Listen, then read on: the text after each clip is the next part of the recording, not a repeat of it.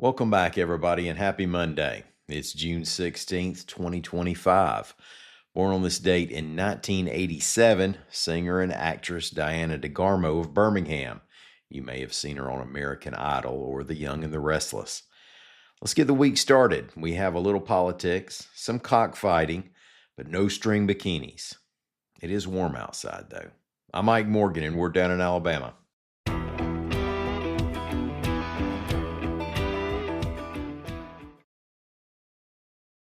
Your burger is served, and this is our finest Pepsi Zero Sugar. Its sweet profile perfectly balances the savory notes of your burger. That is one perfect combination. Burgers deserve Pepsi.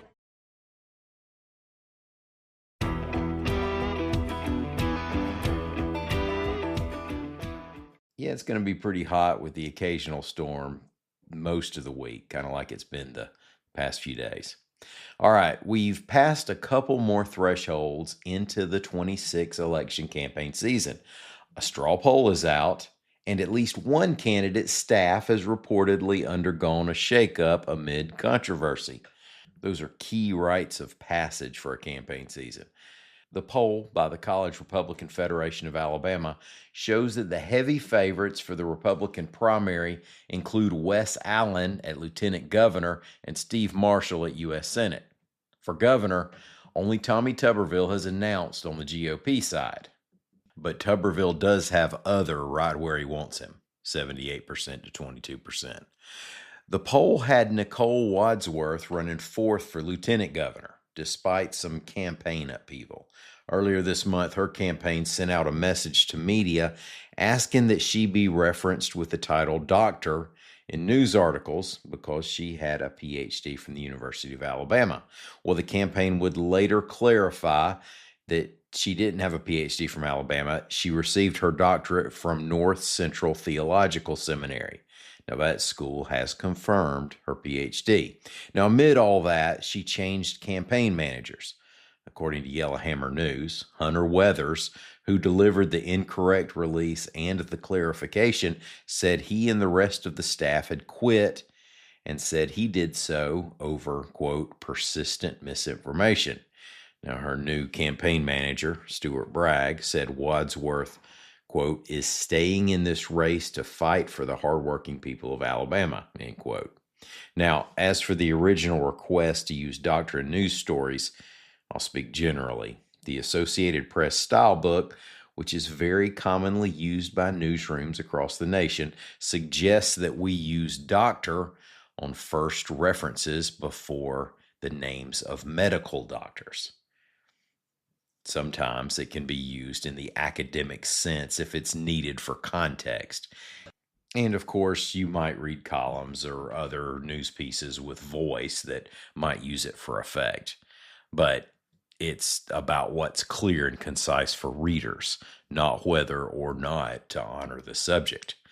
So no offense, Doc. The primary will be May 19th, 2026. Federal, state, and local authorities said they shut down a cockfighting ring over the weekend and took 75 people into custody as part of an ongoing operation, reports AL.com's Scott Turner. The ring was operating in Blount County. Special Agent Stephen Schrank said the chickens were fighting to the death with blades. Authorities said the ring was tied to an organized crime network involved in illegal gambling, drug trafficking, and violence. Not all, but many of those in custody are in the country illegally, Schrank said. Some residents in Tuscaloosa have been speaking out against a proposed Sports Illustrated resort, and worries have spanned from increased traffic to use of space along the Black Warrior River to gambling to swimsuit models walking around, reports AL.com's Greg Garrison. And that's understandable. Can you imagine? Hey, here comes Carolyn Murphy in a little number from Agua by Agua Bendita, and there goes the neighborhood. Yeah, I'm throwing it back a little. A council member said bikini-clad Sports Illustrated models were indeed a concern of some folks he had heard from. Using a related argument, a local woman spoke up at a June 3rd council meeting and complained that the resort partners with a brand that objectifies women. Now, that's certainly not the first time Sports Illustrated has been accused of that.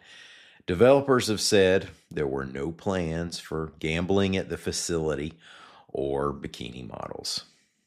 Thank y'all so much for listening to us. Hey, if you get a chance, leave us a rating on whatever app you use. They say that puts us in front of more eyeballs, and we appreciate that. We'll be back here tomorrow. Until then, as always, y'all come by anytime you want to and see what we're working on the internet at al.com.